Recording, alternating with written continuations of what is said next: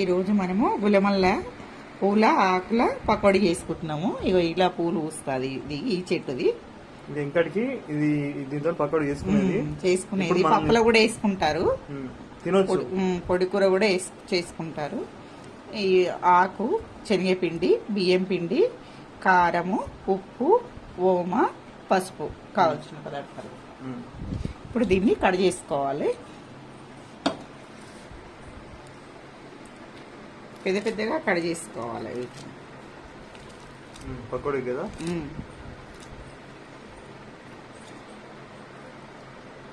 కడిగి ఆరబెట్టుకున్నా. వీటిని పెద్దగా కట్ చేసుకోవాలి.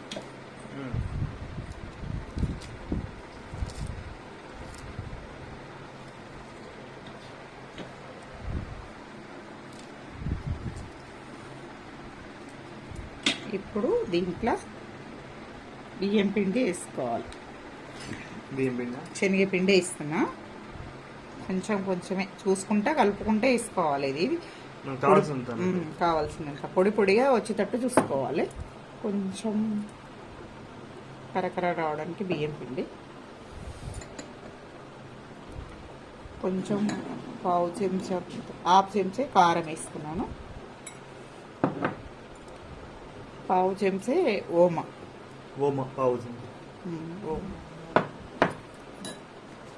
కొంచెం సిట్కెడంతా పసుపు, కొంచెం ఉప్పు తగినంత. నేనైతే పావు చెంచా వేసుకున్నాను, సరిపోతుంటుంది. డీప్ ఫ్రై కాబట్టి తక్కువ పడుతుంది.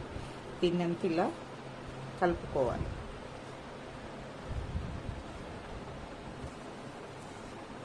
దీన్ని ఇలాగే కలిపి ఉంచుకోవాలి. మనం వేసేటప్పుడు తడిగా చేసుకుంటా వేసుకోవాలి.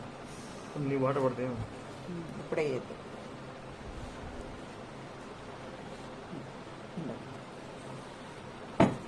స్టవ్ తీసుకొని ఇప్పుడు ఇది పెట్టుకోవాలి.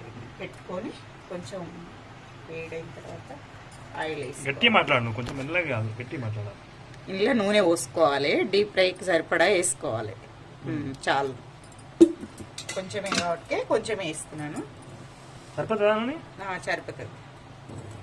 ఇది కొంచెమే కదా, మంచిగా వేడి కావాలి కొంచెం.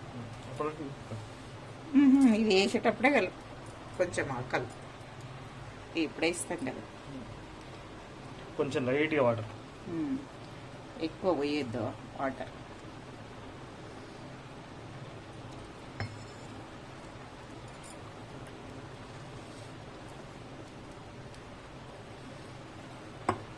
ఇందులోనే కర్మ కూడా వేసుకోవాలి, సూపర్ ఉంటుంది.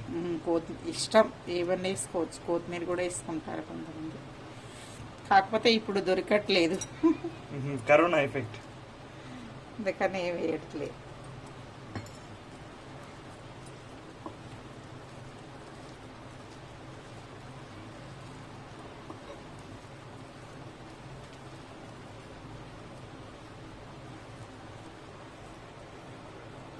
సూపర్ అనిపిస్తుంది.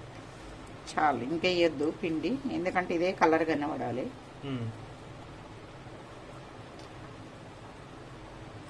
వేడయింది, ఇప్పుడు వేస్తున్నాం మెల్లగా. జాగ్రత్తగా వేసుకోవాలి.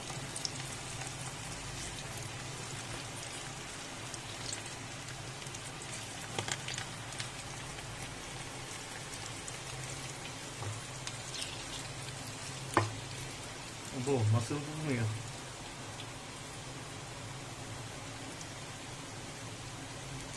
నువ్వు వేసి వేసుకో.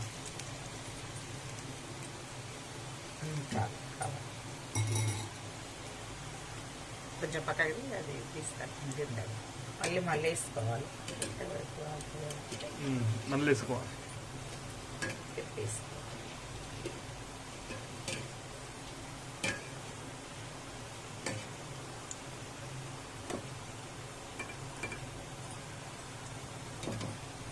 ఆయన ఇప్పుడు తీసుకోవాలి.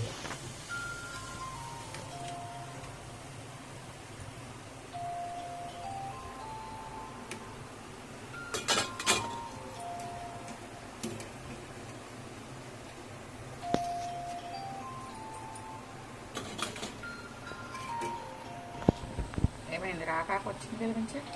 మంచిగా వచ్చింది. గుల్లమల్లె ఆకు పకోడీ రెడీ. వేడి వేడిగా తినండి. వేడి వేడిగా